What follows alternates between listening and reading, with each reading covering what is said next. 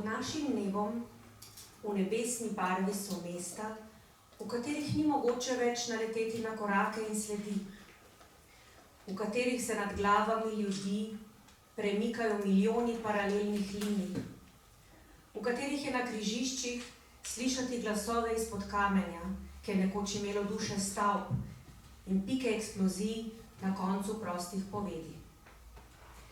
Nebo se je odprlo mimo prazničnega koledarja. Nekdo se je odločil, da ne bo čakal na veliko noč in je na predvečer velikega posta stečajev snel nebeška vrata in nato prepih, krater, lačna črna luknja sesa telesa malih in starih, duše pa pušča sredi ruševin. Duše živih spreminja v ruševine. Ne glej v to čudovito nebo, kajti od tam prihaja bolečina. Ne glej v to čudovito nebo, kajti od tam prihaja bosa smrt, miglja z umazanimi nožnimi prsti, tleska z jezikom, gnile zobe pljuva iz ust, izlobanje pljuva svoje usmrajene možgane, pogleduje v zrcala oči naših mest, pogleduje v naše rečice, polja in gozdove, pogleduje vate, čeprav i ti sam ne strmiš naravnost v oči. Z neba prihaja gola smrt, brez nohtov na prstih rok, brez ušes, brez oči, brez črt na dlaneh, z brezštevilnimi podobami golobov namesto obrazov. Hoče jesti, piti, se dobro razhoditi, nas pa bi rada pokopala na našem modrem nebu. Namesto tega ne bo raje pokopališče, na katerem bo dovolj mesta za vse. Vrat do neba zdaj ni treba iskati. Namesto očesa je tam brezno. Namesto zraka nas obkrožajo drobci, namesto src je v prsih ogenj, namesto zemlje so pod nogami vrata. Naše nebo ni vaše nebo? Je mar naše nebo skupno? Brezno strmi v naša mesta, brezno kuka iz vaših ekranov, da bi ga vsakdo, ki gleda, z lahkoto švrhnil z očesom, spominjajočim na 3 prgišča zemlje, na 3 kovance, na 3 dragocenosti, na 3 solze. Ali na tisto, kar pač še imate tam.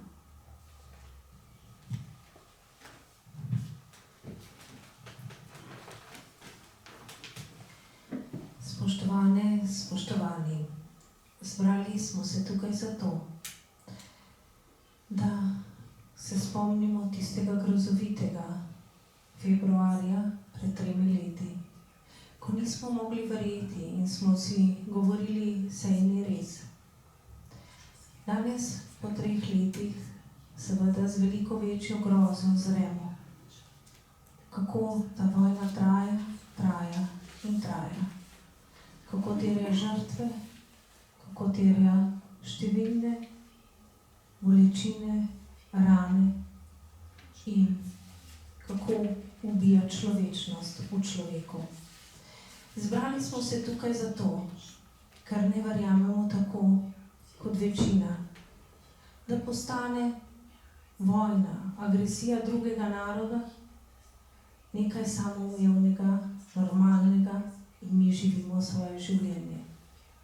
Zbrali smo se tukaj zato, ker spoštujemo človeško dostojanstvo. Zbrali smo se tukaj zato, ker, kot je govorila pesem, verjamemo, da imajo vsi ljudje, vsak posameznik in da ima tudi ukrajinski narod pravico, da zre modro nebo nad seboj. Da lahko hodi po zemlji, ne da je ta zemlja njegov grob. Hvala vsem tistim, ki so se pridružili današnjemu večeru, ki je spomin in opomin hkrati. Društvu slovenskih književnih prevajalcev in predsednici Tanji Petrič, Slovenskemu centru PEN in predsednici Tanji Tuma in društvu Slava, predsedniku Marku Marinčiču, ki bo danes tudi vodil ta večer. Vsekakor pa vas prosim, da v duhu in imenu spoštovanja ukrajinskega naroda, v vseh padlih, vseh, ki so žrtve te grozovite vojne, počastimo z minuto molka.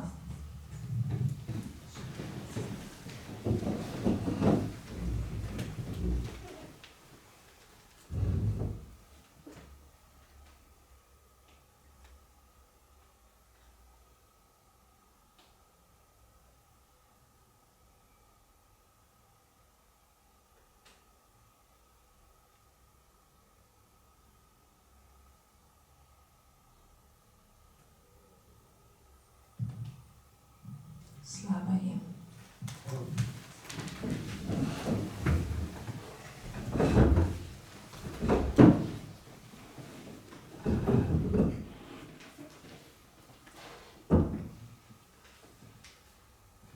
Hvala, dr. Ignacij Fridl, hvala Slovenski matici, gostiteljici letos, tako kot je bilo. Hvala Slovenski matici kot gostiteljici letos, tako kot tudi že lani, ob podobni prireditvi.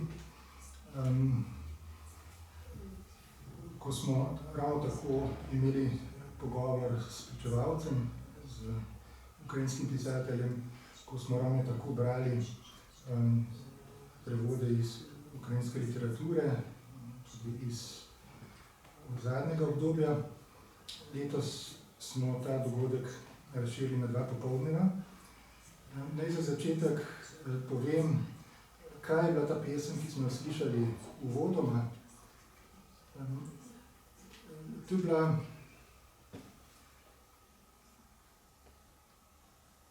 pesem Julije Jemec-Dobronosove z naslovom Ukrajinsko nebo.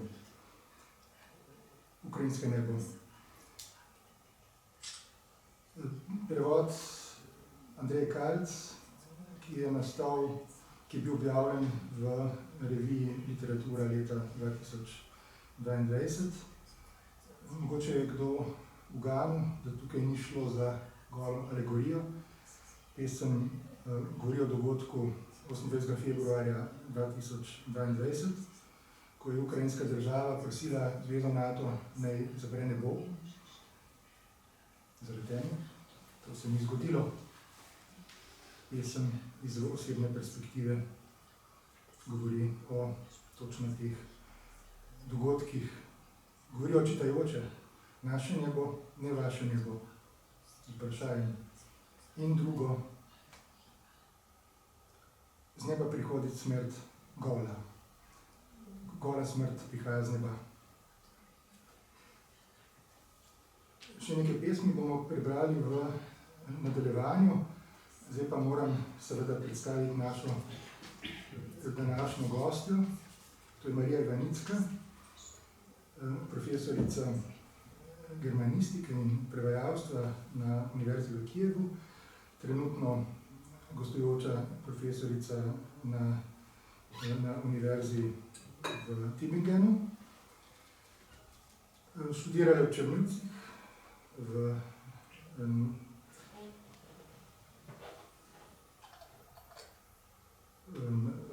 potem doktorirala oziroma promovirala na Univerzi Ivana Franka v Lvivu in nazadnje habilitirala 2016 s tematiko nemško-ukrajinskih prevajalskih odnosov na Univerzi v Kijevu, kjer deluje od leta 2016, od leta 2021 kot profesorica za germansko filologijo in za prevajanje. Objavila je vrsto znanstvenih prispevkov, katerih skupna tema je, lahko rečem, katerih skupna tema so ukrajinsko-nemški odnosi.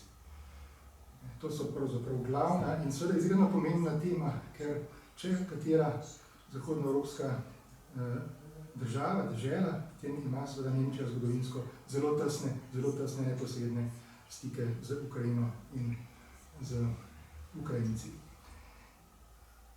Poleg tega se vpisuje tudi kot prevajalka. prevedla je celo vrsto proznih del iz moderne ukrajinske literature. In danes bi se radi z njo pogovarjali o marsičem, med drugim pa najprej in tako pravzaprav ravnamo vsakič, kadar imamo med sabo nekoga, ki prihaja iz te dežele in nam lahko pričuje o doživetju vojne osebno, iz lastne izkušnje.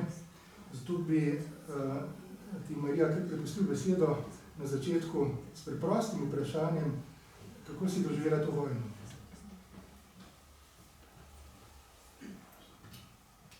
Dober dan. Hvala za povabilo. Nažalost ne govorim slovensko, ampak sem vesela, da sem prvič v Sloveniji. Danke, Anna-Maria, die mich übersetzen wird, dolmetschen wird. Ich möchte damit beginnen, wie es vor 3 Jahren und einem Tag war. Das war sehr schreckliche Spannung und ich konnte gar nicht schlafen. Wir dachten jeden Tag, was morgen passiert. Und ich musste nach Czernowitz in die Dienstreise fahren und einen Tag vor dem Krieg war ich in Czernowitz, also nicht zu Hause. Und als ich mein Haus verlassen hatte, dachte ich, vielleicht kann es passieren, dass ich mein Haus nicht mehr sehe.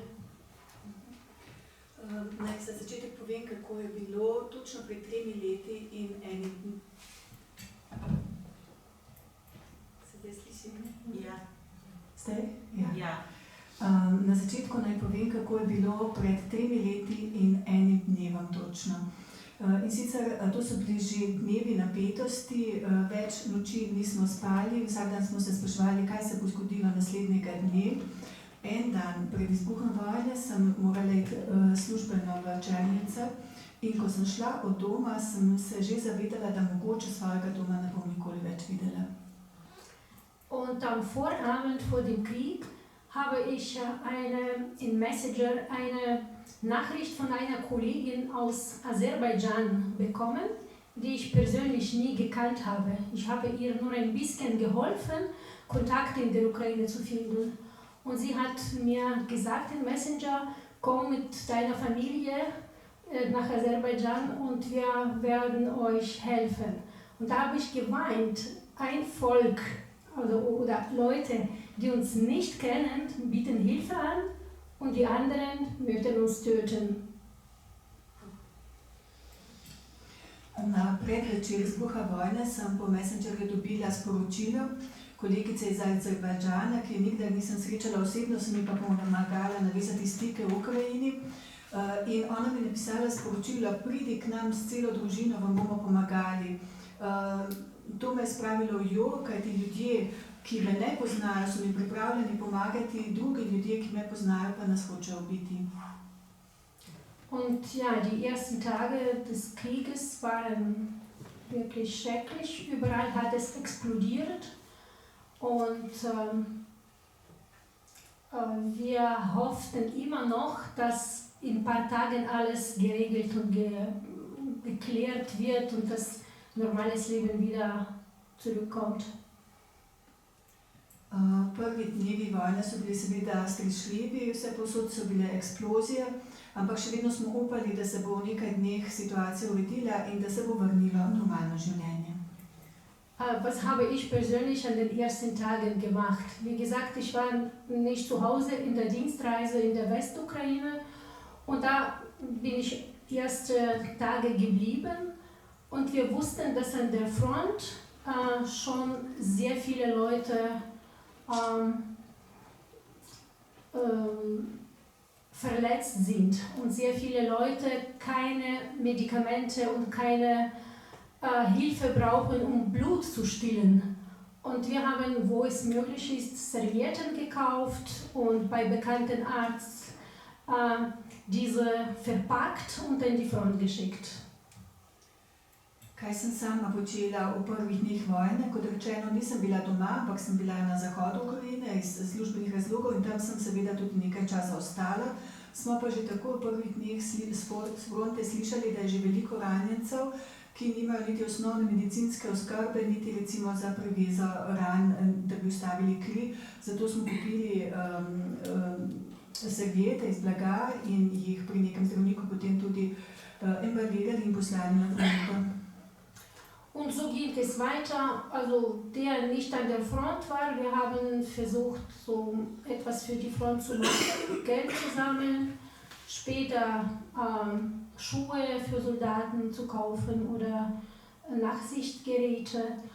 Und ich habe auch dolmetscht für viele karitative Organisationen in Deutschland, ja, die für die Ukraine auch Hilfe sammelten. Und ich habe sehr oft so Aufrufe übersetzt, also was Medikamente betrifft, was Kleidung betrifft. In tako je šlo potem tudi naprej. Tisti, ki nismo bili na fronti, smo pomagali iz zaledja, zbirali smo denar, potem pozneje smo kupovali čevlja, potem opremo za nočni vid, potem sama sem tudi prostovoljno tolmačila za dobrodelne organizacije iz Nemčije, ki so zbirale potem zdravila, oblačila in tako naprej. Und eines Tages, das war Ende Sommer 22, hat der Leiter von dieser karitativen Organisation mich gebeten, dass ich einen Text schreibe an deutsche Büros, die sich mit Beerdigungen beschäftigen, dass sie große schwarze Säcke spenden. Po leti 22 pa se je zgodilo, da me je vodja te nemške dobrodelne organizacije prosil, naj napišem neko pismo za vse pogrebne zavode v Nemčiji, če lahko podarijo večje število črnih pogrebnih vreč. Es waren sehr viele Tote und es gab auch das, also alles fehlte. Ja, es fehlten nicht nur Medikamente, es mangelte auch an solchen Sachen, wo die Leute dann auf den Feldern nach Kranken und Toten suchen. V tem času do poletja je že umrlo veliko ljudi in ni primanjkovalo samo zdravil in oskrbe za živa, ampak tudi pogrebne oprema pač za tiste, ki so ranjeni oziroma potem mrtvi ležali na bojnem polju. Von der anderen Seite habe ich meine Studenten gehabt und viele von denen lebten in den Regionen, die an der Grenze waren, an der belarussischen Grenze oder russischen Grenze. Und ich habe an viele geschrieben, wenn sie Hilfe brauchen, können sie Richtung Westen fahren. Und inzwischen werde ich mit deutschen Partnern besprechen, dass sie irgendwo Unterkunft bekommen. Seveda pa sem imela še svoje študente, marsikdo je prihajal iz tega obmejnega območja, na meji z Belorusijo ali Rusijo, in pisala sem jim in sem jim rekla, če potrebujete pomoč, se poskušajte nekako pomikati proti zahodu, jaz pa bom s temi nemškimi partnerji poskušala najti neko prenočišče oziroma zatočišče za vas v Nemčiji. Und wir haben 3 sehr gute Partneruniversitäten in Deutschland, Tübingen, Leipzig, Bochum. Und sie haben viele unserer Studierende aufgenommen. Leute haben ihre Wohnungen zur Verfügung gestellt. Sogar in Tübingen, die Priesterin der Kirche hat auch eine unserer Studentinnen aufgenommen. Posebej dobre izkušnje imamo s 3 nemškimi univerzami, Tübingen, Leipzig in Bochum. In v Tübingenu je bilo tako, da so jih sprejeli na svoje domove in prepustili svoje stanovanje in celo naša duhovnica, torej evangeličanska duhovnica, je sprejela eno begunko k sebi domov. Weil am Anfang wir überhaupt keinen Schutz gegen Raketen und Bomben hatten.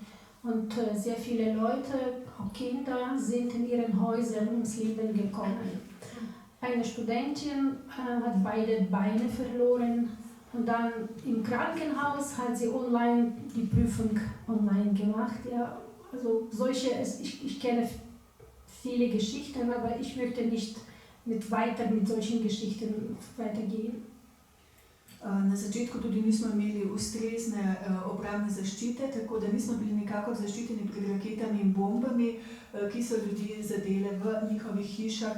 Tako je tudi ena od mojih študentk izgubila v bombnem napadu obe nogi in je potem iz bolnice po spletu opravila izpit.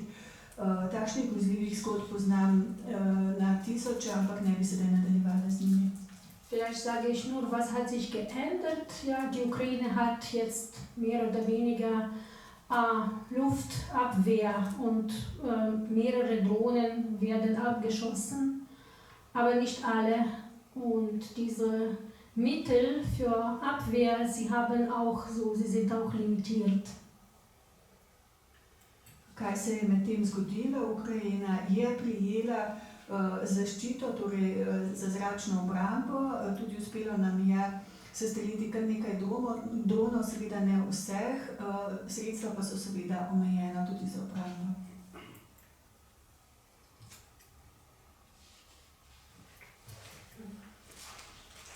To so zgodbe o zelo prizemljenih stvarih, ki so si vedno zelo podobne, ampak je pomembno, da jih slišimo. Ja. Ampak še eno vprašanje bi imel. Namreč veliko število ukrajinskih intelektualcev je šlo v izbruhu vojne 22. na zahod, ki ga mnogi niso čisto zares poznali, ali ga pa sploh niso poznali. Tvoj primer je zelo drugačen, ker seveda kot germanistka si že dolgo poznala Nemčijo, velikokrat prebivala v Nemčiji, in zato je mogoče ta pogled za nas še bolj dragocen. Namreč ta zgodovinska povezanost, o kateri sem govoril na začetku, se mogoče zdaj tudi že postavlja pod vprašaj. Včeraj smo izvedeli, da vsak 5. nemški volivec misli, da se ga Ukrajina to ne tiče, pa še najbrž kaj več jih je med volivci drugih strank. Ne bomo komentirali volitev, ker nismo kompetentni za to in za svetovno politiko sploh, ampak zanima me, kakšen je pogled germanistke, ki Nemčijo pozna zgodovinsko, ki pozna nemško literaturo in kako si Nemčijo doživela takrat in kako jo doživlja zdaj.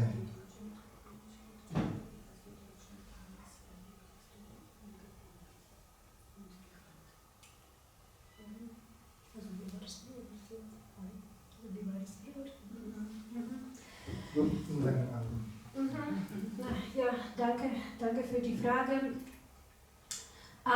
Wenn ich über Deutschland spreche, dann ändert sich die Situation, das stimmt, in verschiedene Richtungen. Warum habe ich beschlossen, 22 auch nach Deutschland zu gehen? Weil mein Mann hat gesagt, diese Servietten, die wir an den ersten Wochen des Krieges machten für die Front, kann auch eine Schülerin machen. Du hast Deutsch studiert, du kannst über die Ukraine erzählen und mach lieber das, weil in Deutschland wirklich nicht so viel Vorstellung war über die Ukraine. Es waren sehr viele Stereotype, teilweise Stereotype, die Russland verbreitet hatte. Und also diese Idee, dass die Ukraine ist nicht wichtig, ja, kann man auch von verschiedenen Seiten sehen. Aber ich habe dann gedacht, dass es wirklich sinnvoll ist, in Deutschland und in anderen Ländern ein bisschen mehr über die Ukraine zu erzählen und ihnen Einsichten zu geben. Hvala za vprašanje. Res je, situacija v Nemčiji se je zelo spremenila v zadnjih več letih in sicer v več smerih. Mogoče najprej k vprašanju, zakaj sem se leta 2022 odločila, da tudi jaz odidem v Nemčijo. Moj mož je bil mnenja, da to pomoč, koliko res lahko prispevam fronti, torej da zlagam tiste serviete in to lahko stori tudi običajna šolarka, da jaz pa, ki sem študirala nemščino, lahko vendarle Nemcem na njihov način predstavim, zakaj v bistvu v Ukrajini gre, da povem nekaj o zgodovini in tako naprej. In ko sem prišla v Nemčijo, sem videla, da res nimajo kaj dosti jasne predstave o tem, kaj se je dogajalo v zgodovini, kaj se dogaja zdaj, da je bilo vse polno stereotipov, takšnih stereotipov, ki jih je razširila Rusija predvsem. In seveda lahko različno gledamo na to mnenje, da Ukrajina ni pomembna za običajne prebivalce Nemčije, ampak meni se zdi pomembno, da jaz povem nekaj o zgodovini, o stanju v Ukrajini v različnih državah Evrope, ne samo v Nemčiji. Deutschland hat wirklich viele Veranstaltungen 22 und 23 organisiert. Und bei einer Konferenz habe ich über die traumatischen Erinnerungen in der ukrainischen Literatur gesprochen. Ich habe gesprochen über Hungersnot in der Ukraine, ja, wo Millionen Menschen verhungerten. Ich habe gesprochen über Repressionen während der Stalinzeit, über den heutigen Krieg. Und nach diesem Vortrag hat ein Germanist die erste Frage gestellt: Zuerst sollen wir mal fragen, ob Ukrainisch eine Sprache oder Dialekt ist. Ja, also nach solchem Vortrag, wo ich mehrere Schriftsteller aufgeführt habe, wo ich dann erzählt habe, wie es dann tausende Ukrainer in stalinistischer Zeit, also intellektuelle Schriftsteller, erschossen wurden, dann solche Fragen zu bekommen, ja, dann habe ich gesehen, dass es so viel Arbeit ist. Und auf verschiedenen Ebenen versuchte ich dann etwas zu machen. V letih 22-23 so Nemci res organizirali številne prireditve in tudi sama sem poskušala predstavljati našo literaturo in zgodovino in na eni od konferenc sem govorila o traumatičnih spominih v ukrajinski literaturi. Predstavila sem številne ukrajinske pisatelje, ki so pisali o izkušnji lakote, ko je umrlo na milijone Ukrajincev, o represiji v dobi Stalina in pa tudi o sedanji vojni. Ko sem končala s tem zelo podrobnim predavanjem, je neki germanist postavil prvo vprašanje, sicer vprašanje je bilo, ali je ukrajinščina sploh jezik ali samo dialekt ruščine. Tako da sem videla, da ljudje ne razumejo ničesar, kljub temu, da sem navedla točno imena ukrajinskih pisateljev, da sem povedala, koliko na tisoče intelektualcev in pisateljev je bilo ustreljenih v času Stalina. In po tem vprašanju sem videla, da me čaka še veliko dela. Was konkreter zum Beispiel hat sich geändert, ja, zum Beispiel an mehreren deutschen Universitäten gibt es jetzt Kurse für ukrainische Sprache und ukrainische Literatur. Und früher gab es gar nicht. Ja? Früher waren, wenn slawische Literaturen in Deutschland an Universitäten waren, das war russische Literatur, polnische, bisschen tschechische und an einzelnen Universitäten entweder kroatisch oder slowenisch oder nichts mehr. Also wirklich. Und jetzt gibt es das und dazu haben teilweise auch Ukrainerinnen beigetragen, die jetzt dort ukrainische Sprache und Literatur unterrichten.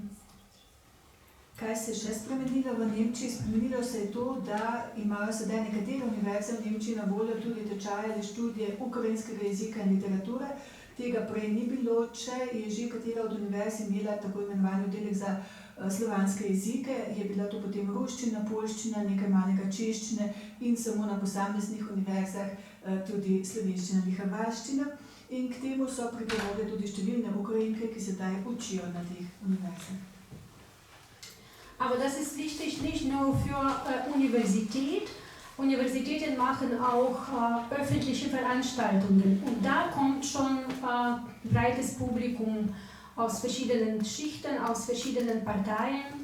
Und Leute haben Fragen und Leute bekommen auch diese Fragen. Und es geht nicht so schnell, aber allmählich ja, lernt die Öffentlichkeit ja, die ukrainische Kultur, die ukrainische Literatur kennen, aber auch die ukrainische Mentalität und versteht, warum Ukraine kämpft. Številne univerze pa ne prirejajo le zaprtih tečajev, ampak tudi javne prireditve, kjer se zbere širša publika različnih političnih nazorov in tam lahko zastavljajo tudi vprašanja.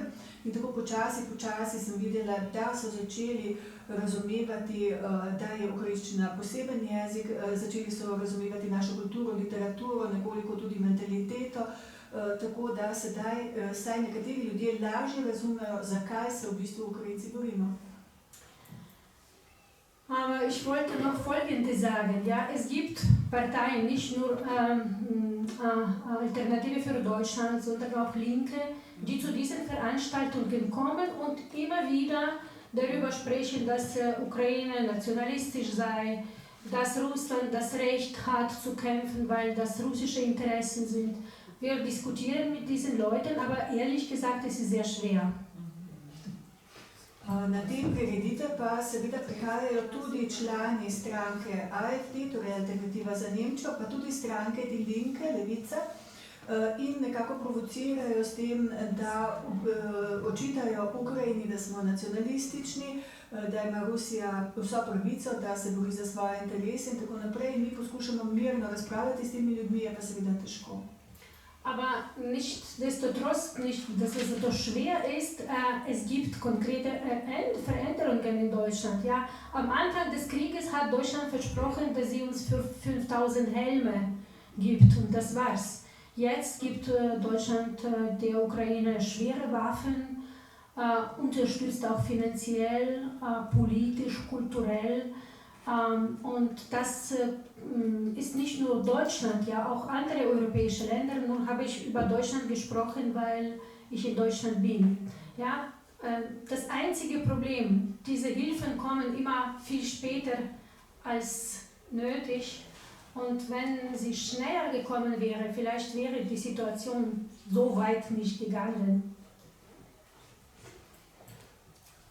Je pa seveda težko, prišlo je tudi do konkretnih sprememb, recimo, da povem, ob začetku vojne je Nemčija rekla, da nam bo poslala 5000 čelad in to je vse. Sedaj pa nam Nemčija že pošilja tudi težko orožje, finančno nas podpira, politično, kulturno in seveda tudi druge države Evrope, ne samo Nemčija, ampak govorimo o Nemčiji, ker živim tam. Edini problem je ta, da vedno dolgo traja, preden se ta pomoč odobri, prihaja z nekim zamikom in mi včasih se sprašujemo, če bi ta pomoč v tej obliki prišla takoj, mogoče sploh situacija ne bi prišla do takšnih ekstremov. Jetzt mit den neuen Wahlen in Deutschland hofft die Ukraine, dass der zukünftige Kanzler, der Ukraine konkrete Hilfe versprochen hat, dass das auch schnell kommt und nicht so sich warten lässt, aber mich beunruhigt eine so Phrase in europäischen Politik: Wir werden die Ukraine unterstützen, solange wie es nötig ist. Und dieses solange ist für Ukraine als blutendes Land, ja, Land, wo Hunderte, Tausende ums Leben gekommen ist, auch nicht die beste Variante. Kar zadeva volitve v Nemčiji ta vikend, seveda Ukrajina upa, da bo novi kancler držal obljubo. Ukrajini je obljubil konkretno pomoč, upamo, da bo ta pomoč tokrat prišla hitro ali hitreje kot v preteklosti. Kar pa mene skrbi, je pa ta slogan v evropski politiki, ki se na prvi pogled sliši lepo, torej da bo Evropa stala ob strani Ukrajini toliko časa, koliko dolgo bo potrebno. Nas skrbi ta dolgo, kajti pri nas je umrlo že na 100 000 ljudi.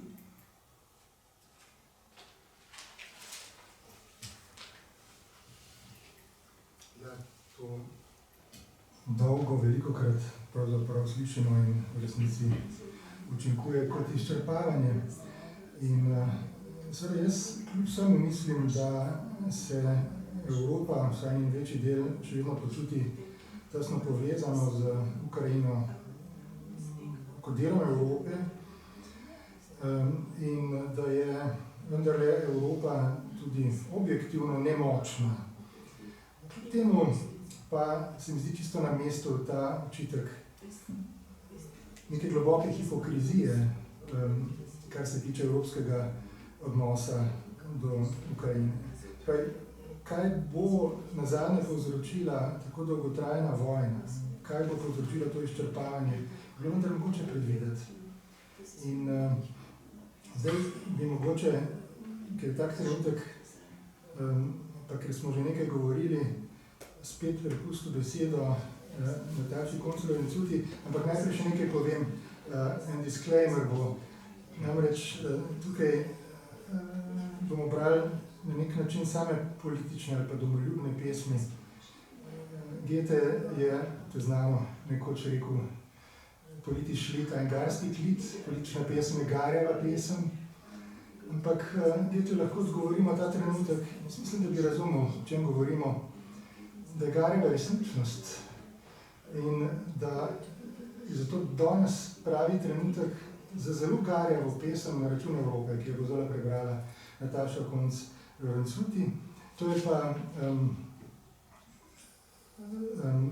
pa Galina Kruk. Pesem nima naslova. Prevedla jo je po francoskem prevodu Barbara Pogačnik, prevod je redigiral Andreja Kalec. Galina Kruk je tudi doktorirala v Lvivu leta 2001 iz starejše ukrajinske literature, trenutno profesorica ukrajinske književnosti v Lvivu, objavila več pesniških zbirk, knjig za otroke, tudi mednarodno nagrajenih in prevajanih. Prevedene ima tudi precej poezije, prevajalka iz drugih slovanskih jezikov pa je tudi sama.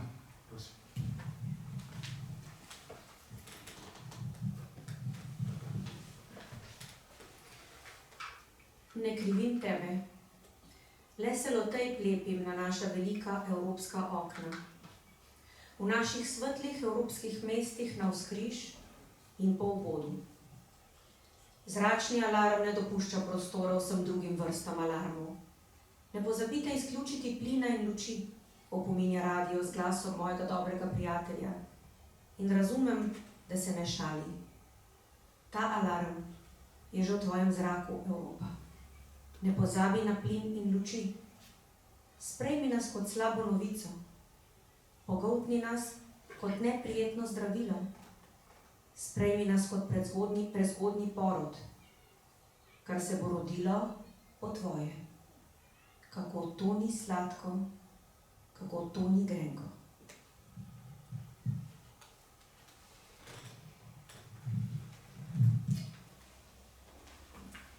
Zdaj bi lahko vprašal kar tako, ali je mesto v nekdanji Bukovini, glavno mesto nekdanje Bukovine, ki si študirala v srednji ali vzhodni Evropi. Drugimi besedami, kako blizu mora biti nekdo, ki trpi, da še čutiš njegovo trpljenje kot svoje, ali pa svoje podobno, ali pa kako daleč mora biti, da tega sploh ne čutiš več. Pa ne bi banaliziral, a ne? Spravi, Ukrajino vendarle, sem prej rekel, optimistično Evropejci dojemamo kot nekaj, kar nam pripada, in obratno. Ampak po drugi strani ta interes upada in tudi ta občutljivost, tudi v smislu sočutja, po mojem občutku upada. To se vidi tudi po udeležbah na raznih dogodkih v Ukrajini, koliko jih je. Danes seveda je šlo veliko ljudi v približno istem času, že ob 4 na zborovanje na Prešernov trg za pravični mir in ta množica šla, potem smo videli očitno pred vladno palačo in vendar na začetku je bilo te empatije veliko več in dejansko upada in priznajmo si to in mogoče pospravimo tudi pred lastnim pragom, kar se tega tiče. Na vse zadnje smo državljani, smo volivci teh držav. Ampak bolj generalno in tudi kakšen je tvoj občutek, pa občutek drugih Ukrajincev, ki so se recimo znašli na zahodu, glede tega. Se pravi, občutek bližine oddaljenosti in še posebej seveda, preizkusna točka je seveda tisti dogodek, ki se imenuje smrt. Se pravi, kdaj jo občutiš kot nekaj, kar te je prizadelo, kot član neke skupnosti, in kdaj je to samo še nekaj, kar si videl na ekranu.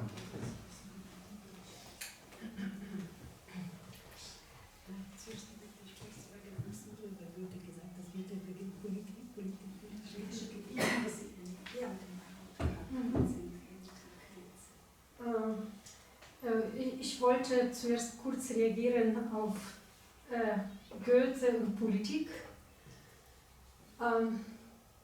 Das ist ein Unterschied zwischen verschiedenen Literaturen. Es gibt sogenannte kleine Literaturen.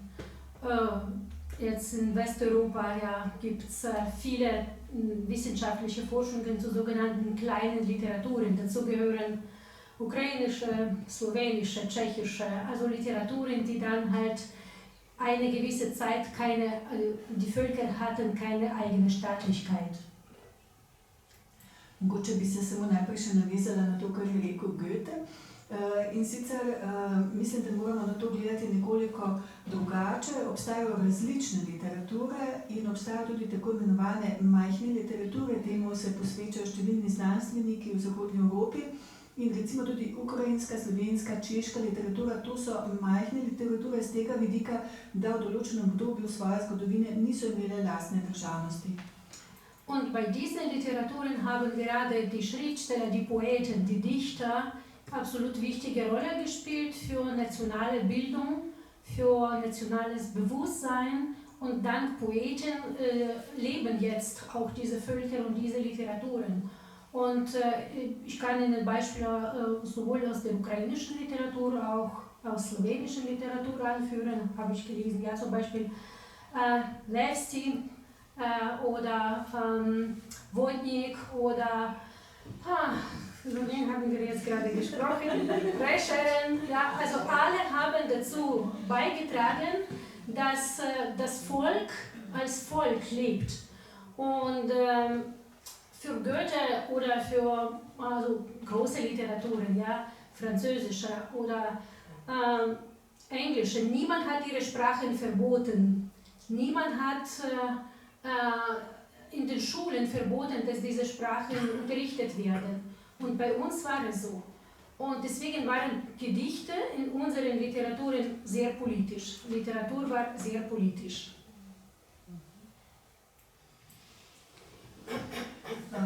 Ja, v teh narodih, ki niso imeli svoje države, v nekem delu svoje zgodovine, je bilo tako, da so bili prav intelektualci in velikokrat prav pesniki tisti, ki so nekako pomagali k temu, da se je oblikovala sploh neka nacionalna zavest in tudi gojila in še danes igrajo to vlogo. Tako je bilo v Ukrajini, bi lahko naštela primere in slišala sem, da je enako tudi v Sloveniji, recimo Levstik, Vodnik, Prešeren, so bili takšni. Za razliko od velikih jezikov, recimo francoščina in angleščina, njim se nikoli ni zgodilo, da bi njihov jezik preganjali, da bi bil v šolah prepovedan, nam pa se je to zgodilo in zato ta politična pesem igra čisto posebno vlogo. Aber wenn auch zum Beispiel in der Bukowina, also irgendwann lebten wir zusammen in einem großen Staat, ja, in der Habsburger Monarchie. Bukowina war die östlichste Provinz, also Kronland, dann ein bisschen nördlicher Galizien, sie waren südlicher und wir hatten die gleichen Probleme, dass unsere Sprachen in der Monarchie nicht so geschätzt wurden. Das waren die Sprachen, die dann die armen Leute gesprochen haben und die Schriftsteller, besonders im 19. Jahrhundert, haben sehr viel dazu beigetragen, dass diese Sprache zu literarischen Sprachen geworden sind. Sie haben Zeitschriften, Zeitungen, Verlage gegründet, sie haben übersetzt aus den europäischen Sprachen und so weiter. Und zu der Zeit, das 19. Jahrhundert, haben alle Nationen für ihre Selbstbestimmung gekämpft. Ja, spregovoril si o Bukovini, lahko rečemo, da smo bili nekoč del iste domovine, torej Habsburškega imperija. Mi smo bili najbolj vzhodna točka tega imperija, Galicija je bila nekoliko bolj severno, vi ste bili bolj na jugu. Ampak skupno nam je bilo to, da so bili naši jeziki v bistvu zatirani in da so jih govorili predvsem revni ljudje. Šele pesniki 19. stoletja so potem iz teh jezikov naredili literarne jezike, ustanavljali so časopise, založbe, prevajali iz teh večjih jezikov in dokazali, da so tudi ti jeziki sposobni največjih literarnih mojstrovin. In šele v 19. stoletju so se tudi narodi prebudili do te mere, da so si znotraj monarhije želeli več samoodločbe. Ich würde sagen, Slowenien hat mehr oder weniger Glück, dass Slowenien europäischer ist. Und die Ukraine hat Unglück, dass wir Russland als Nachbar haben.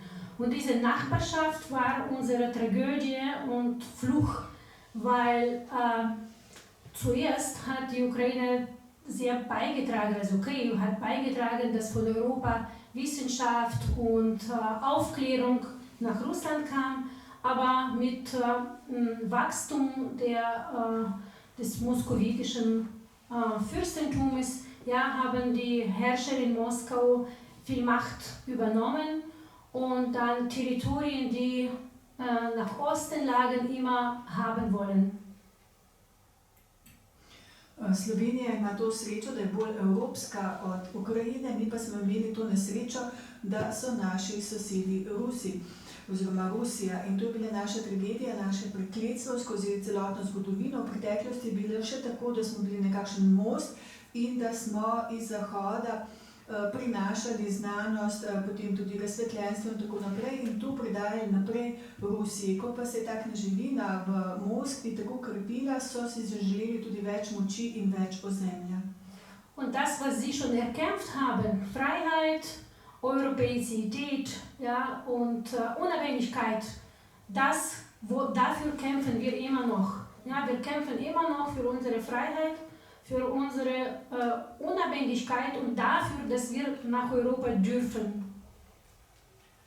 To, kar ste vi že dosegli, torej svobodo, da ste del Evrope in da ste samostojni, neodvisni, zato se mi še vedno borimo. Tudi mi bi si želeli svobode, tudi mi bi si želeli biti samostojni, neodvisni in pa želeli bi biti članica Evropske unije. Sie haben gefragt, ja, wie weit soll man da sein, damit das andere Unglück oder anderen Kampf wichtig ist. Manchmal leben die Brüder oder Schwestern im selben Haus und wollen nicht Mitleid oder Mitgefühl haben. Manchmal sind die Nachbarn, ja, so, sie hören etwas passiert, aber helfen nicht. Na tvoje vprašanje, kako daleč moramo biti, da ne občutimo več sočutja, bi lahko rekla, da včasih bratje in sestre živijo v isti hiši, pa ne občutijo nobenega sočutja ali pa sosedje slišijo, da je nekaj narobe, pa ne prihitijo na pomoč. Das betrifft, glaube ich, nicht die Nähe in Kilometern, sondern ja, Bewusstsein, was überhaupt passiert jetzt im Moment in Europa und in der Welt. Einerseits sind wir sehr dankbar dafür, für alle Länder, die uns geholfen haben. Andererseits verstehen wir, dass Interesse und Mitgefühl doch sinkt. Wir haben uns auch leider an den Krieg gewöhnt. Mislim, da ni pomembna razdalja v kilometrih, gre bolj za zavest, da se zavedamo, kaj se v tem trenutku dogaja, tako v Evropi kot po svetu. Zelo hvaležni smo vsem deželam, ki so nam izrazile podporo in razumemo torej, tudi to, da interes in pa sočutje upada. Moram priznati, da smo se tudi mi že nekako nažalost kar navadili na to vojno. Und darauf setzt auch Putin. Er wartet, dass Europa und die Welt aufgibt. Er wartet, dass mehrere Leute daran denken, dass man pragmatisch sein soll, Gas und Erdöl haben will und keine Probleme. Und er zeigt, dass jetzt die Ukraine ein Problem der Welt ist. Ja, und er will, dass die Leute müde, also Länder, konkrete private Leute müde von dem Krieg sind und egal was passiert, auf alle auf Ultimatum von Putin eingehen. Ja, in ravno na to izčrpavanje stavi Putin, da pač pričakuje, da bomo prej ali slej obupali, da bo prevladalo to pragmatično mnenje, samo da je mir in da se bodo potem polastili teh zemeljskih bogastev. In Putin želi celotnemu svetu predstaviti, kot da je Ukrajina edini problem in čaka na to, da se bomo izčrpali, utrudili tako države, kot tudi posamezniki in da bomo potem pristali na vse njegove ultimate. Aber inzwischen versucht er Institutionen, also Weltorganisationen zu zerstören und zwischen Parteien in verschiedenen Ländern Zwietracht zu bringen, damit auch in Europa absolute Unruhe und Chaos kommt. Sedaj pa je obral še eno drugo strategijo in sicer poskuša spodkopati delovanje mednarodnih institucij in organizacij in poskuša med različne evropske stranke vnesti takšne razprtije, da bo ta kaos in nemir prišel tudi v Evropo. Und es geht eigentlich ihm jetzt nicht mehr um die Ukraine oder es ging auch ihm nicht um die Ukraine, sondern will seinen Willen, seine Gewalt, seine Macht in Europa und in der Welt zeigen und erreichen, dass Europa geschwächt wird, die Weltorganisationen geschwächt werden und einerseits durch Müdigkeit, andererseits durch hohe Preise, durch Budget für Militärzwecke und so weiter.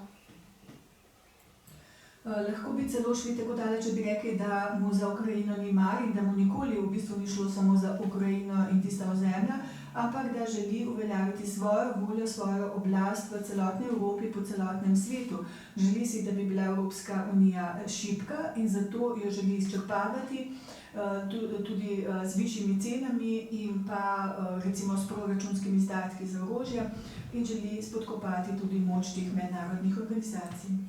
Es geht eigentlich darum, als die Antwort auf die Frage, nicht, dass die Leute in Europa Mitgefühl mit Ukraine haben. Es geht darum, dass die Leute bewusst werden, was für Gefahr die Diktaturen bringen. Dass die Leute bewusst werden, dass Putin nicht nur Diktator ist, sondern er nicht nur Gesetze, internationale Gesetze bricht, sondern er bringt also asiatischen Chaos und in die mehr oder weniger geordnete Ordnung in Europa und in der Welt.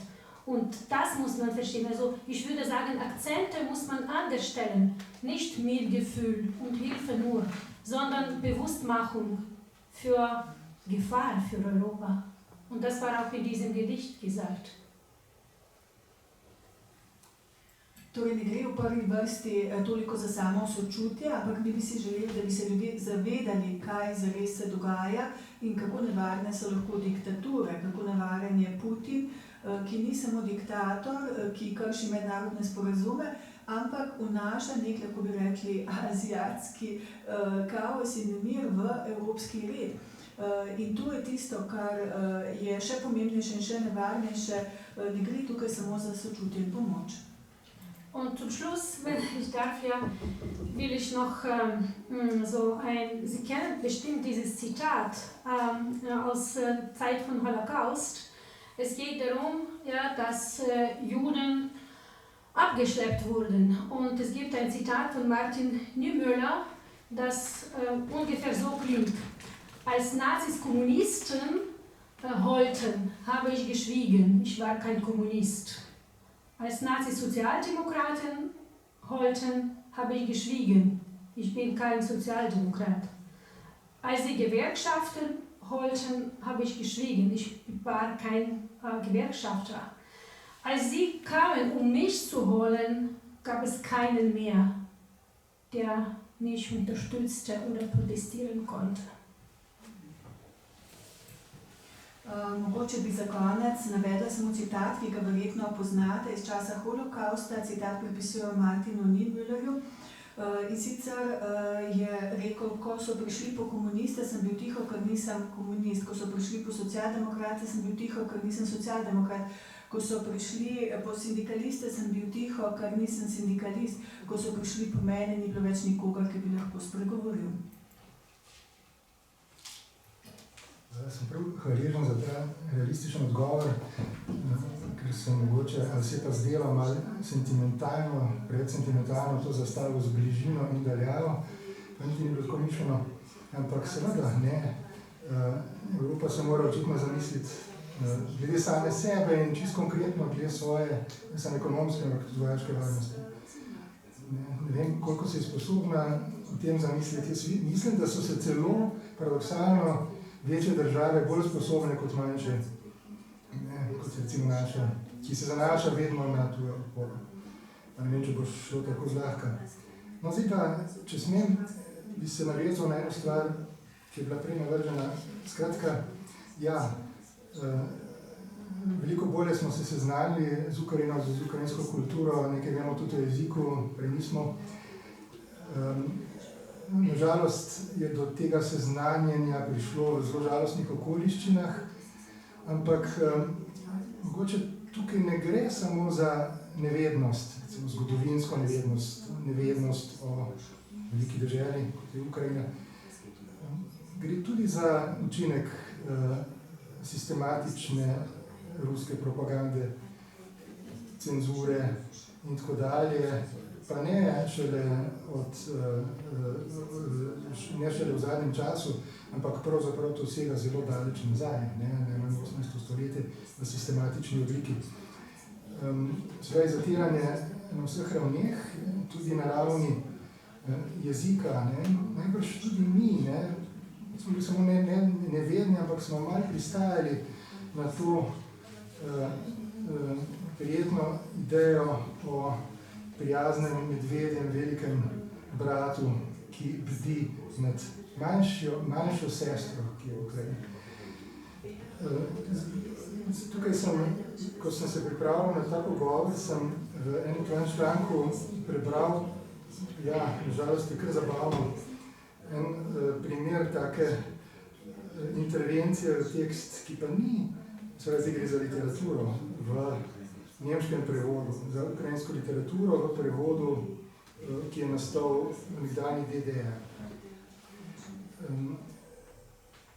Tukaj ne gre za cenzuro, bilo nekaj črtam, ne gre za interpretacijo, ampak gre čisto preprosto za to, da tale prevajalec skoraj kot leposlovni soavtor sodeluje pri nastajanju nekega besedila, ki ima popolnoma nov pomen. On prebral je zelo očitno, zakaj gre. Zdaj bom pa prebral slovenski prevod tega nemškega DDR prevoda, če skratka predvodnike. Vsega se vse vidi. Takole gre. Vsi ujetniki, to je ena zbirka novel, ukrajinske umetniške novele 1951, Aus dem Buch des Lebens, pa mogoče sploh ni treba prevajati, zakaj gre. Vsi ujetniki so bili iz Kacajev, ker samo Fedorkov oče Semjon je bil odtot, iz tega drugega kraja, skril se je v Kacajevki, tam pa so vse polovili. No, dotod je ta prevod za silo korektni, čeprav krči, potem gre pa naprej po svoje. Tako je zdaj povsod, je počasi spregovorila mati. In mati govori. En spravi ujetništvo drugega in obratno. Najbolje je, da mirno živiš med 4 stenami in se za nič ne meniš. Na začetku so prišli boljševiki in nam dali zemljo. Bogu vsa zahvala. Za to zemljo smo se vendar vse življenje borili. To je rekla mama, ampak samo pri DDR prevajalcu.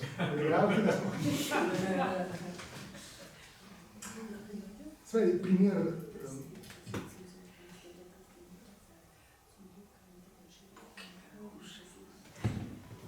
imperializma, ki je političen, ki je kulturen, ki sega na nivo literarnega izraza.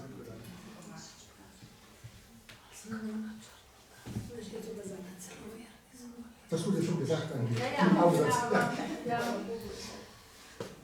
Ja, eigentlich wissenschaftliche Forschungen können wirklich sehr viel zeigen, wie Russland mit Desinformation und Manipulationen schon mehrere Jahrhunderte arbeitete. Und also eines der Themen ist, dass Russland das sogenannte kulturelle Kapital, das kulturelle Erbe von vielen Nationen, die in der großen Monarchie lebten und dann in der Sowjetunion, angeeignet hat. Die Schriftsteller, die Künstler, die Musiker, die Maler wurden meistens russische Maler oder Komponisten genannt, obwohl sie selbst mehrmals darüber schrieben, zum Beispiel ich bin Ukrainer oder Georgier, und haben so gesprochen und haben so geschrieben. Aber für die Welt waren das russische Maler, Schriftsteller und Komponisten. Ja, številne znanstvene študije kažejo, da se je Rusija posluževala torej dezinformacij in manipulacij že več stoletij in to je tudi ena od tem, ki jih raziskujem, kako se je Rusija polastila kulturnega kapitala teh manjših narodov in njihove dediščine, ki so bili prej del monarhije in potem del Sovjetske zveze. Oni so recimo slikarje, skladatelje, pisatelje, ki so prihajali iz Gruzije ali Ukrajine in so tudi jasno povedali, jaz sem Gruzijac, jaz sem Ukrajinec, preprosto v svetu predstavljali kot Ruse in so si te pisatelje, skladatelje in slikarje preprosto prisvojili. Die zweite Linie war, also ich habe schon kurz darüber gesprochen, dass ukrainische Sprache und Literatur im 19. Jahrhundert mehrmals verboten wurde. Man durfte keine Bücher auf Ukrainisch publizieren, in den Schulen war Ukrainisch verboten, ukrainische Namen in der Kirche waren verboten, die Predigen durfte man nicht auf Ukrainisch. Und deswegen sind kluge Köpfe, selbstverständlich, die so kreativ waren, sind entweder nach Moskau oder St. Petersburg gegangen und haben ja quasi, oder nach Warschau früher, ja, und haben das eigene Volk ja auch verlassen. Also auch solche Fälle gab es ja, zum Beispiel ganz bekannter russischer Schriftsteller Nikolai Gogol ist also aus der Ukraine und in der ersten Hälfte seines Lebens hat ausschließlich über ukrainische Themen geschrieben.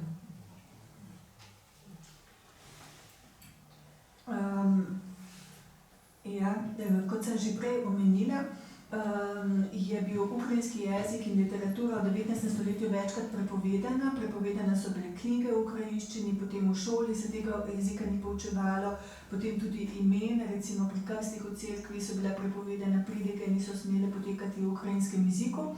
In tisti, ki so se želeli nekako pametno znajti in uveljaviti, so se potem preselili v Moskvo ali v St. Petersburg in tam uspeli, ali pa v Varšavo takrat in nekako so zapustili svojo osnovno domovino. Eden od teh je bil tudi Nikolaj Gogol, ki je bil Ukrajinec in je prvo polovico svojega življenja obravnaval predvsem ukrajinske teme.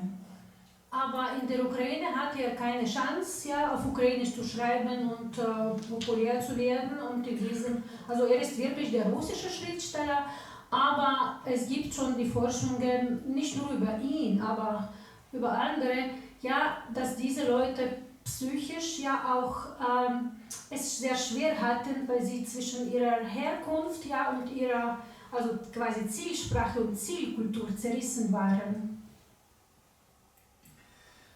Gogol je potem, ker seveda ni smel pisati v ukrajinščini, ni imel možnosti, da sploh zaslovi z ukrajinščino, se je preselil in tudi začel pisati v ruščini, tako da pač ga tudi upravičeno imenujejo ruskega pisatelja.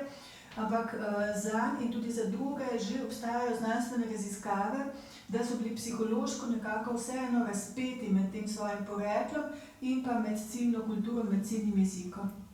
Und dritte Linie war folgende.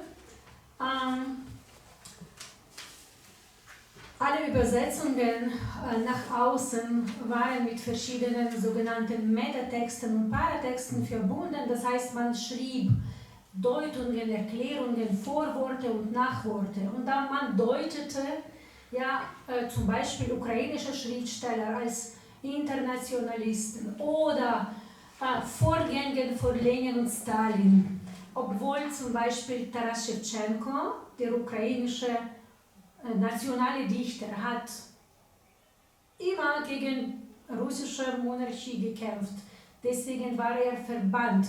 Aber in den Übersetzungen für die DDR wurde er als Verehrer des russischen Volkes, als Internationalist und so weiter gedeutet.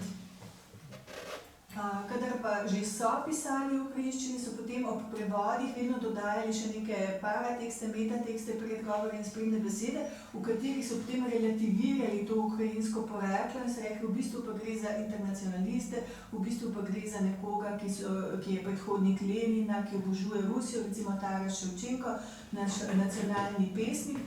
so ga v prevodih za vzhodno Nemčijo takrat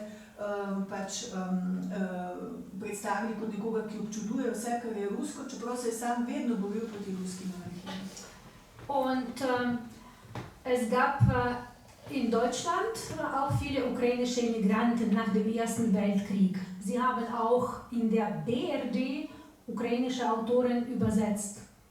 Die Sowjetunion hat alle ukrainischen Immigranten als Nationalisten gebrandmarkt und alle Übersetzungen als nationalistisch in allen literaturwissenschaftlichen Büchern, Artikeln und so weiter angegeben.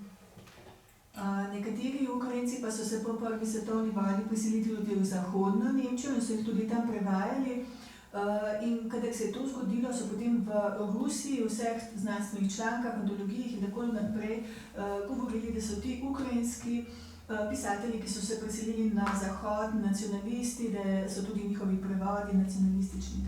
Und Narrativ, Ukrainer seien Nationalisten, das ist alles ja in den Jahren nach dem Ersten schon und dann nach dem Zweiten Weltkrieg so quasi das, was viele Deutsche als bare Münze genommen haben. Ja? Wenn die Ukrainer über die Ukraine gesprochen haben, ukrainische Literatur, ukrainische Lieder gesungen haben, dann waren sie Nationalisten. In tu je nek narativ, ki se vleče že od prve svetovne vojne, preko druge svetovne vojne in vse do danes, torej ko Nemci slišijo, da Ukrajinci pojejo svoje pesmi, govorijo o svoji literaturi, se strinjajo tudi hitro s tem mnenjem, da so vsi Ukrajinci nacionalisti. Aber das passierte auch in der Sowjetunion. Zum Beispiel der ganz bekannte ukrainische Schriftsteller Wassil Stus war im sowjetischen Lager und ist 1986 ums Leben gekommen im sowjetischen Lager. Das war schon Perestroika-Zeit. Europa dachte, in der Sowjetunion ist schon alles anders. Es gibt keine Repressionen, aber nein. Und warum? Weil er ukrainischer Schriftsteller war und offen darüber sprach. Ja, also, es gibt in der Ukraine solche Generation der 60er. Ja, das ist die Generation, die in der Khrushchev-Zeit auch gegen politische Repressionen gekämpft habe. Viele waren in sowjetischen Lagern, 10 Jahre in Verbannung in Sibirien oder noch mehr. Und das war ja Ende der Sowjetunion. Und Wassil Stus ja, war einer der bekanntesten, der wirklich super Dichter war. Paul Celan hat Ingeborg Bachmann hat ins Ukrainische übersetzt und selbst Gedichte schrieb. In podobno se je potem nadaljevalo v Sovjetski zvezi. Recimo en tak primer je bil ukrajinski pisatelj in pesnik Vasilij Stus, ki je v sovjetskem taborišču umrl leta 1986. To je bil že čas perestrojke, čas, ko smo vsi mislili, da se kaj takšnega v Rusiji ne dogaja več, da ni več takšne represije. Bil je ukrajinski pisatelj in je to tudi javno izpovedoval. Predvsem recimo v 60-ih letih smo imeli celo vrsto pisateljev, ki so se upirali tej politični represiji in so vsi končali v Sibiriji za 10 let ali več. Stus je zelo znan, bil je tudi odličen pesnik in v ukrajinščino prevedel Pavla Celana in Ingeborg Bachmann.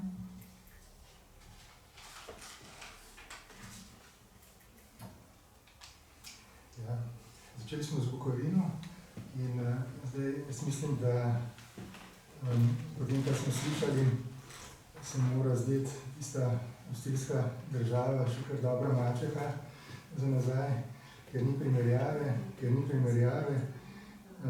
Recimo tole naše osamosvajanje izpod germanskega vpliva nemščine, to se kaže kot ena zelo idilična zgodba v primerjavi s tem, kar vemo o ruskih podanikih. Spravi, mogoče, to je samo opažanje. To je mogoče samo opažanje, ker najbrž se glede tega strinjajo. Zato me je za trenutek zanimala Bukovina kot to mejno območje, ki je doživelo oboje, ki je doživelo zahod in vzhod. V najslabšem smislu vzhod, prej sem slišal celo besedo azijatski, ki bi se še pred 3 leti najbrž slišala nekorektno. Danes je pa mogoče zelo uporabno kot političen termin, ki označuje neko čisto določeno politiko. Mogoče bi pa bilo prav, da kaj rečemo še tudi o literaturi, o jeziku v ožjem smislu. Narečeno stvar jaz opažam tako, kot laik, ki to gleda od zunaj, ki bere, da je na Zahodu seveda zelo veliko zanimanja zdaj v zadnjem času za moderno ukrajinsko literaturo in tukaj se pokaže v prevodih, da ta moderna ukrajinska literatura govori isti jezik kot moderna evropska literatura in moderna literatura nasploh in da je pravzaprav tudi ta moderna ukrajinska družba zelo moderna, vsaj bila je, kolikor je smela biti, ne še vedno. Po drugi strani pa ni praktično nikakršnega zanimanja za karkoli starejšega. Kar pa je mogoče tudi, ne vem, ali je mogoče tudi zgovorno, ker meni se zdi, da en velik problem glede tega uzaveščanja, recimo sorodnosti, o katerem smo prej govorili, ne gre za nek sentimentalno občutek sočutja. Ne mogoče manjka zanimanja za zgodovino svojo lastno, zgodovino drugih evropskih narodov, zgodovino nasploh. Ker jaz mislim, da to pomanjkanje zanimanja za zgodovino je kronično in da je tudi simptom marsičesa od tega, kar se dogaja. Ampak, Amalija, zdaj bi seveda tebi prepustil besedo za kakšno vprašanje o literaturi, o prevajanju v nemščino iz nemščine.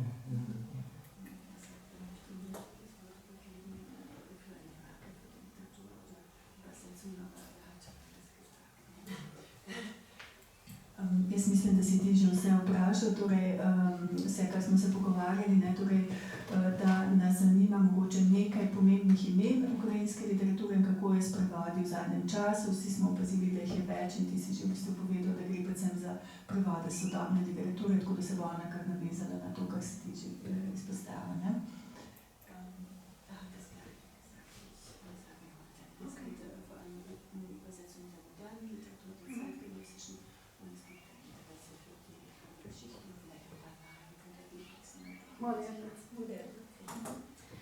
So, ich möchte noch kurz doch zurück zu Bukowina einen Satz.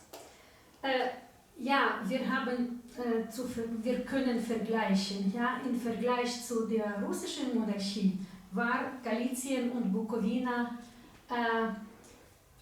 für die Ukrainerinnen ja so eine Überlebensmöglichkeit. Ja, die Bücher konnten in Habsburger Monarchie publiziert werden von ukrainischen Schriftstellern aus der russischen Ukraine. Samo še en stavek bi dodala glede Bukovine. Če primerjamo ti dve monarhiji, lahko rečemo, da sta bili Bukovina in Galicija, ki sta bili pod Avstrijci, nekoliko na boljšem in da sta predstavljali možnost preživetja tudi za ukrajinske pisatelje, ki so živeli v Rusiji, kajti tam so lahko objavljali svoje knjige. Und das stimmt, ja, die moderne ukrainische Literatur ist eine europäische Literatur. Ja, povsem se strinjam, sodobna ukrajinska literatura je evropska literatura. Auch in der Ukraine hat man gedacht, ja, Geschichte ist nicht so interessant, wir sollen in die Zukunft schauen. Aber jetzt sehen wir, dass man kann die jetzige Situation nicht wirklich verstehen, wenn wir nur die jetzige Situation sehen. Wir sehen nicht die Wurzeln, warum das passiert.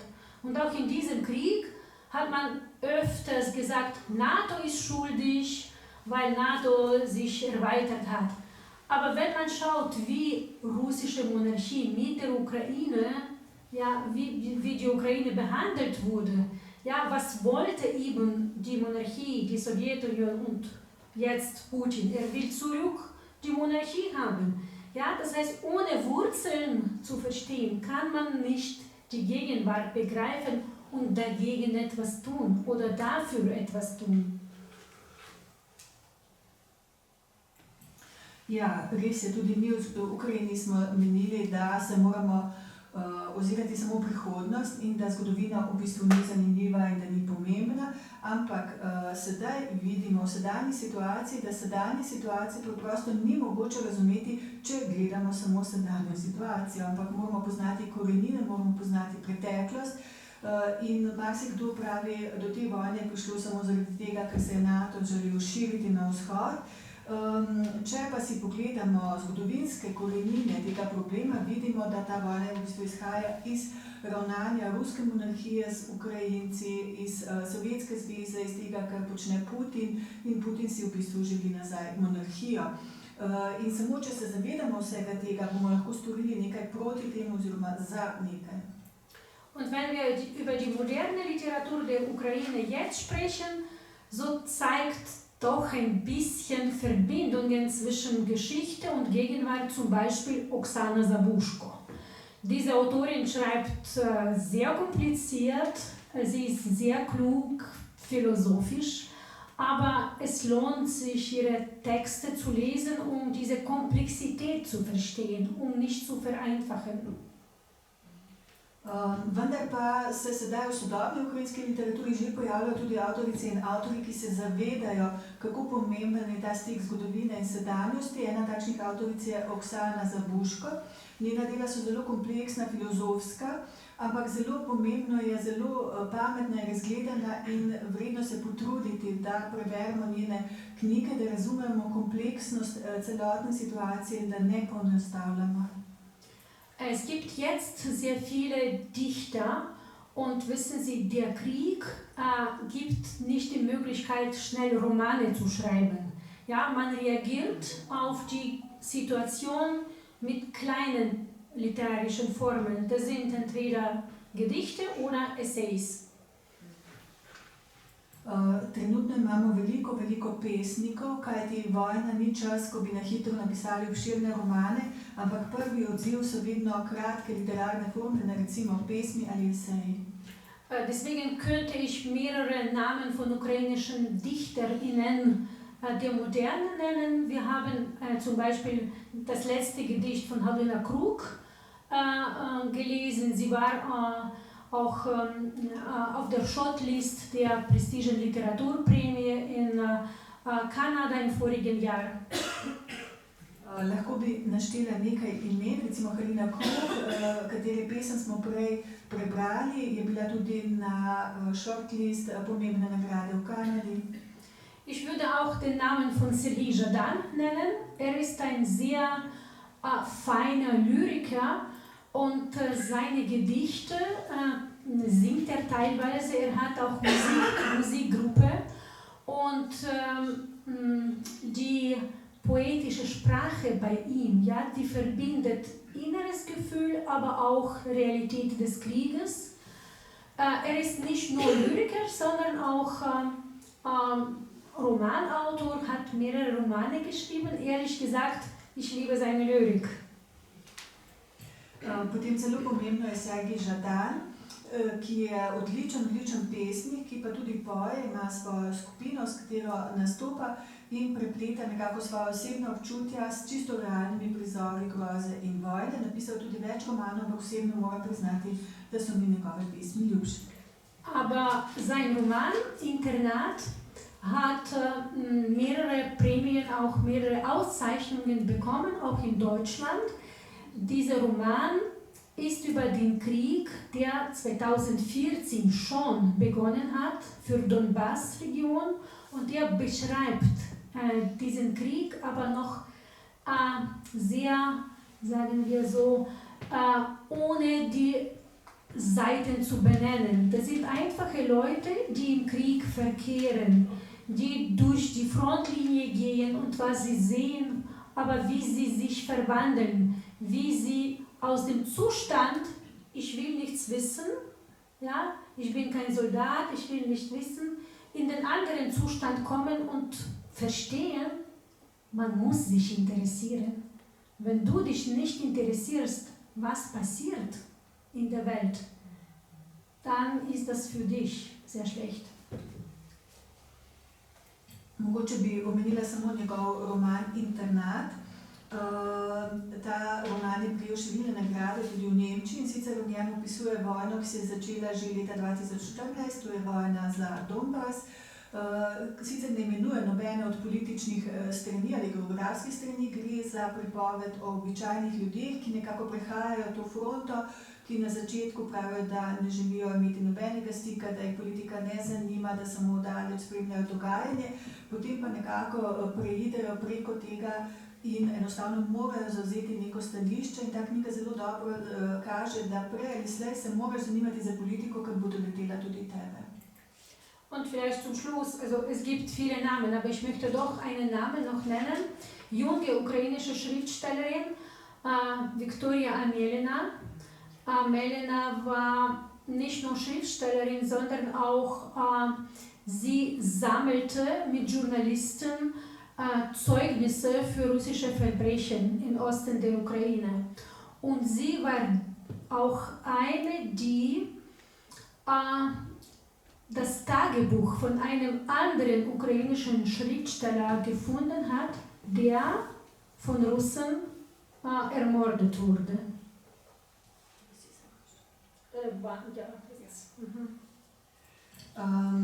Rada bi omenila še mlado pisateljico Viktorijo Amelino. To je bila pisateljica, ki je tudi z novinarji zbirala konkretne dokaze o ruskih zločinih in našla je tudi dnevnik nekega drugega ukrajinskega pisatelja, ki so ga Rusi umorili. Und dieser Schriftsteller, Volodymyr Vakulenko, war auch Kinderschriftsteller, also nicht politischer Schriftsteller. Aber während der russischen Besatzung neben Izum war er entführt und dann getötet. Und sie fand das Tagebuch von ihm in seinem Garten begraben und sagte Folgendes: Jetzt ist die nächste Epoche, nächste Periode der ukrainischen erschossenen Wiedergeburt. Und was bedeutete das? In 30er Jahren, habe ich Ihnen gesagt, bei Stalin hat man fast alle Intellektuelle der Ukraine vernichtet. Also das waren Top-Schriftsteller, Poeten, Mitarbeiter von Ministerien, Linguisten. Sie waren dann getötet in Sovki, das ist in Karelien. Und die ukrainische Literaturwissenschaft nennt diese Generation erschossene Wiedergeburt. Und Amelina sagte, das ist die nächste erschossene Wiedergeburt. Ta pisatelj je bil Vladimir Vakulenko, pisal je predvsem za otroke, potem pa tudi za odrasle in blizu Izjuma so ga potem ugrabili, odpeljali in umorili. Amelina pa je našla njegov dnevnik zakopan na njegovem vrtu in rekla, s tem dnevnikom in s to smrtjo je sedaj prišlo do naslednje etape v vojni, prišlo je do ponovne tako imenovane ustreljenega preporoda. Kajti v Ukrajini govorimo o ustreljenem preporodu, ko je Stalin v 30 letih načrtno v bistvu iztrebil vso intelektualno elito ukrajinsko, tako pisatelje, intelektualce, zaposlene na ministrstvih in tako naprej. In sedaj ta Amelina govori o ponovnem ustreljenem preporodu. Amelina hat auch ein Literaturfestival initiiert und war sehr kreative Person. Leider war sie durch die russische Rakete auch ums Leben gekommen. Amelina je tudi zasnovala literarni festival, bila je zelo kreativna, ampak žal je tudi njo ubila ruska raketa. Ja, das heißt, wenn Sie etwas lesen wollen, dann selbstverständlich muss man schauen, was ins Slowenische übersetzt wird oder ins Englische. Ins Englische oder Deutsche, ja. Es gibt in der letzten Zeit viele Übersetzungen. Zum Beispiel von Krug ist in den USA jetzt ein Buch erschienen, Molotov Cocktail. Če vas zanima ukrajinska literatura, pogledajte, kaj je prevedeno v slovenščino, drugače pa lahko posežete po prevodih v angleščino in nemščino, teh je v zadnjem času res veliko, recimo ta pesnica Krog ima sedaj prevod v ZDA z naslovom Molotov Cocktail. Nur die Übersetzungen von der Poesie, das ist immer so eine Sache. Entweder ist man nah am Original und dann verliert man Poetizität oder Ästhetik oder Klang der Sprache, oder behält man das und dann sind dann andere Figuren und andere Bilder. In jedem Fall mehr oder weniger hat man Vorstellung, aber das ist immer nicht das, was im Original. Prevajanje poezije pa je vedno težavno, torej če smo preblizu originala, izgubimo določeno poezijo, poetično zven jezika in tako naprej, če pa ohranimo samo zven, potem pa se lahko zabrišejo določene podobe, tako da še vedno se lahko samo približamo originalu. Aber nichtsdestotrotz, wir danken den ÜbersetzerInnen, weil sonst wären wir ja nur in einer Kultur und das andere wäre einfach fremd. Ampak vsem smo zelo, zelo hvaležni vsem prevajalcem, kajti sicer bi bili zaprti samo v svojo kulturo in vse drugo bi nam bilo tuje. Und weit. Fremd und weit. In daleč, kot bi rekel Mike. Hvala za te lepe besede in saj nekaj teh avtorjev mi poznamo. To je tudi že vabilo na jutrišnji dogodek na istem kraju, v istem času, kjer bomo predstavili nekaj knjig, ki so išle v zadnjem času, v zadnjem letu, med drugim tudi Žadanov internat, ki smo ga v obrisih sicer že lani, ko pa še ni bil objavljen. O Amelini smo slišali lani pripoved, tako tudi. Tako da smo seznanjali vsaj v tem ozkem krogu tistih, ki se počutimo blizu. Ampak zdaj preden končamo, pa smo rekli, da se premalo brigamo za zgodovino, bomo šli pa nazaj še učenko. Preden se zahvalim še Amaliji Maček za tako zelo tekoč potek tega pogovora, ki je bil zelo dolg in bogat, kljub temu, da smo morali prevajati. In preden se zahvalim še Nataši Konc-Lorencu za lepa branja, bo pa ona prebrala še eno Ševčenkovo pesem, in sicer to je zdaj nenavaden primer ob tem, da imamo tako malo stikov, smo imeli tako malo stikov kulturnih z Ukrajino od vseh slovanskih narodov najmanj. Jože Abram, duhovnik, tudi avtor, dosti popularen v svojem času, nazadnje bil duhovnik v Pevni pri Gorici, velik navdušenec nad vsem ukrajinskim, s prijatelji je, to bilo znotraj katoliških aktivnosti, ustanovil celo kozaško pobratimstvo, kjer so imeli vsi pseudonime, namreč ukrajinsko-kozaške. On je bil Bajza. No, prevedel kar zelo, zelo veliko Ševčenka, vse glavno je prevedel, kar se tiče poezije. Tale pesem kratka, ima v prevodu naslov Pesmi moje, kar je zelo, zelo svoboden prevod, ker original se glasi Dumi moji, moje misli. Treba jo je pa, seveda vsak lahko razume vsako pesem tako, kot jo hoče, ampak jaz bi želel, da te pesmi ne razumemo v pesimističnem ključu. Ne gre samo za to, da od vsega ostanejo samo pesmi ali pa misli, ampak gre za to, da v resnici zdaj pa že dodajam, da knjiga ni orožje, je pa dobro zgradilo zoper neumnost in barbarstvo, je tudi en temelj civilizacije, ki pa jo je treba braniti s čim drugim kot s knjigo, ki jo je treba braniti tudi s čim drugim kot s pesmijo, ki jo je treba braniti zelo, zelo konkretno, če bomo tega zmožni, upam. No, skratka, s tem zaključim, potem pa seveda prepustimo lahko besedo tudi v občinstvu. Pesmi moje, o najdražje, zveste mi bodite. In nikdar v nesreči moji me ne zapustite. Kot golobov belih jata semkajo te divjine, priletavajte od Dnipra iz moje Ukrajine. Tukaj med Kirgizi vam prijetno bodi. Res so revni, goli, a žive v svobodi. Obiskujte me v pesmi, milo v tej osami. Kot otroka vas bom božal in zajokal z vami. Da bi pa gospa to še v originalu povedala, sva se zmenila. Ich möchte sagen, dass bei Schewtschenko einige Gedichte mit diesem Anhang sind, Dumy moji. Und ich werde ein bisschen von einem und ein bisschen vom anderen. Samo še to bi rada povedala, Ševčenko je napisal več pesmi z istim začetkom in prebrala bom en kratek odlomek iz ene in en kratek odlomek iz druge pesmi. Думи мої, лихо мені з вами, чом ви стали на папері сумними рядками, чом вас вітер не розвіяв в степу, як билину, чом вас лихо не приспало, як малу дитину. Думи мої, ви мої єдині, не кидайте хоч ви мене при лихій годині. Прилітайте, мої любі, тихими річами, привітаю вас, як діток, і заплачу з вами.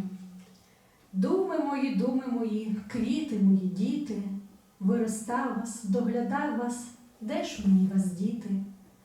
В Україну ідіть, діти, в нашу Україну, по підтинню сиротами, а я тут загину. Там знайдете щире слово і слово ласкаве, там знайдете щиру правду, а ще, може, й славу.